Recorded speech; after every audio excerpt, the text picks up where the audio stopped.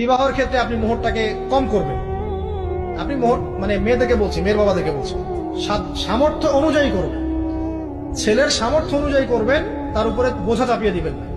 কিয়ামতের আলামতের হাদিস আমি এটাও পড়েছি, শেষ জামানায় মোহর অনেক বেশি করা হবে, দেওয়া হবে কম। হয় না এমন? আর আর বাকি আছে আলামতের কিছু। তো ওই চিটারির মধ্যে নাই। আপনি আপনি বলছেন 1 লাখ আমি দিব নগদ, ব্যাস নগদ। বলছেন 5 লাখ দেওয়ার সামর্থ্য আছে আমার, 5 লাখ দিব, এই জন্য নগদ শেষ। পরে মাফ নিয়ে নিব, এইসব বার্গেনিং আপনি নাই।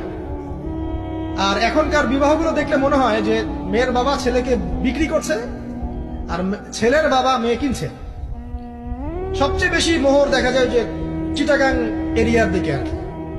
এবং আপনি জানেন কিনা সবচেয়ে বেশি বিবাহ বিচ্ছেদ ওই জায়গায় বেশি। বাংলাদেশে বিবাহ বিচ্ছেদ দেখা যায়